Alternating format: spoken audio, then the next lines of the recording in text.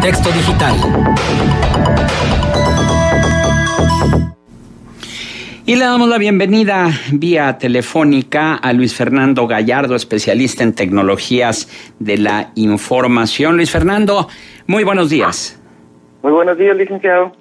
Pues hoy vamos a platicar acerca de lo que se le conoce como el spear phishing, que a propósito de todo este asunto del espionaje hacia el supuesto espionaje hacia reporteros y activistas sociales, pues es un método el cual se utiliza precisamente para poder hacer este despliegue de programas espías. Este spear phishing es una estafa focalizada que te llega a través de correo electrónico. Les voy a platicar un poquito de dónde viene y cuál ha sido su evolución. En este caso, el phishing como tal es una suplantación de identidad de un sitio que te llega a través de correo electrónico. Te puede llegar una página de Facebook, de Gmail, de tu banco o de cualquier otra página que tú las ves como páginas oficiales o sitios web oficiales, pero resulta que no es. Es una copia, es un clon de la página original, y a través de ella te piden que actualices tus claves, que cambies tu contraseña, o bien que le des un clic a algunos de los links para actualizar la información, y ahí es donde te llevan ya hacia un segundo sitio en el cual eres atacado por un montón de spyware, de malware y de prácticamente programas maliciosos que te apoderan de tu información. Esta nueva modalidad, a diferencia de phishing, que lanzan correos masivos, es decir, no hay un objetivo en particular, el phishing lanzan esos tipos spam o tipo correos masivos, y pues a ver quién va cayendo, ¿no? Quién es el que se va enganchando y va cayendo en la trampa de creer que tiene que actualizar tu cuenta de Facebook porque ya caducó, o la cuenta de tu banco o de tu telefónica, etcétera. Pero el spear phishing, eso ya son ataques focalizados, es decir, ya hablan de un tema en particular, van dirigidos a organizaciones o van dirigidos a grupos específicos, es decir, aquí ya personalizan el correo electrónico, hablándote por tu nombre, hablando del tema que tú has publicado o has comentado en algún foro o en algunas publicaciones de Facebook, y estos correos toman esa información que está pública de tu parte y te arman un correo muy, muy personalizado, incluso hablándote en primera persona, o a veces haciéndote creer que es un amigo tuyo el que te está mandando el correo electrónico porque te habla con tanta familiaridad, te dice cosas muy actuales, cosas que tú estás comentando, te decía en otros espacios, y sigue siendo un sitio falso, un sitio en el cual te van a robar las credenciales, y con esas credenciales a su vez ya te instalan o te hacen esos ataques de malware o de spyware que son instalados en tus diferentes dispositivos. ¿Cómo detener este tipo de ataques? Pues la verdad ahorita es bien complicado, porque el 90% de la efectividad de detener este tipo de ataques depende de las personas. Depende de que leas lo que te están mandando, depende que identifiques por qué o quién te está mandando ese dato, y pues por lo general andamos a las prisas y nos agarran dormidos, nos agarran descuidados en este sentido, y ahí es donde entran las nuevas tecnologías y donde ya las grandes compañías como Google están implementando ya con inteligencia artificial mecanismos para que esta inteligencia artificial detecte estos tipos de correos maliciosos o identifique las palabras en la estructura del correo que se trata de un spear phishing. En este caso, Google ya liberó estos servicios y prácticamente está depurando más del 99.9% de estos correos maliciosos. Estamos hablando de que está dejando pasar el 0.05% de estos correos para los usuarios que tienen una cuenta de Gmail, pero aún sigue siendo muy alta. Google o Gmail tiene más de 1,000 millones de usuarios activos en correo electrónico, y aún así este 0.05% representa casi 1 millón de personas que son vulneradas a través de esta técnica de spear phishing, que, vuelvo a repetir, te hacen pasar por otras personas, te llegan correos de que ya es su cumpleaños, que le des un clic para felicitarlo, pero realmente es falso, es una trampa, es un fraude electrónico que los hackers están haciendo para este tipo de grupos focalizados, donde también incluye pues el robo de información empresarial o alguna otra información que consideren valiosa los hackers para poner a la venta a otros intereses, ¿no? Evidentemente estamos hablando de un delito cibernético, Luis Fernando. Así es tal cual tú lo acabas de decir, es un fraude, es un delito cibernético y que de alguna manera debe de ser sancionado. Vemos las leyes de nuestro país y la verdad están muy insípidas,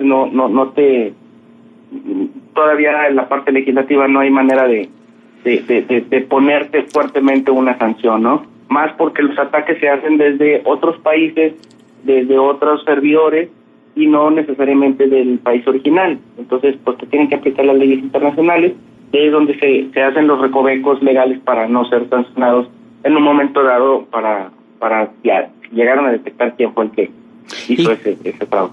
¿Y qué hace la policía cibernética al respecto?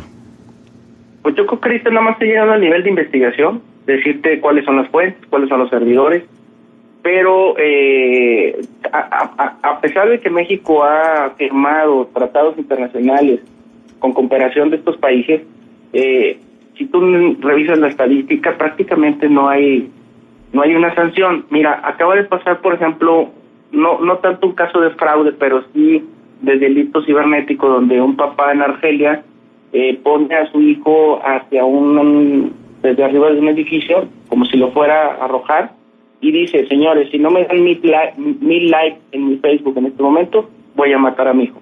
Y pues empieza la gente ahí a votar y empieza a darle los likes, y ya la autoridad lo agarra y lo mete a la cárcel por 2 años, ¿no? Por poner en peligro la vida de su hijo.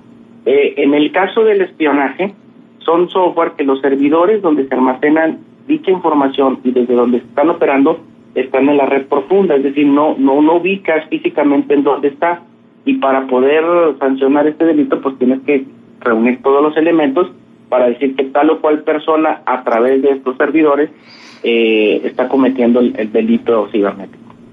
¿Y hay alguna forma para detectar que está siendo espiado? Como te comento, allá hay herramientas, sí, están herramientas por Kaspersky, por Sophos, por otras compañías que están en este tema de seguridad y que de alguna manera te detectan los tráficos de datos que están saliendo de tu celular. Ahí es donde empiezas a ver que están saliendo datos a cierta IP y que tú dices, bueno, esta IP, ¿qué tiene que ver? ¿O por qué tanta información está saliendo a dicha IP? Es la manera en que podríamos darnos cuenta de qué información está saliendo de nuestros aparatos, de nuestros dispositivos, y que estos software de alguna manera detectan lo que tienen en sus bases de datos. Si no tienen estas nuevas modalidades de fraude, pues igual estás infectado, pero como no existe en el antivirus o en el anti-spyware todavía detectado este software, pues prácticamente ahí vive, ¿no? Sin que te des cuenta. Estas herramientas de inteligencia artificial están actuando como los anticuerpos en nuestro organismo, es decir, van y están analizando, están escudriñando qué es lo que hay ahí en tus redes, en tus computadoras, en tus celulares, e identifican esas mutaciones, esos disfraces de estos spyware y van y nos atacan.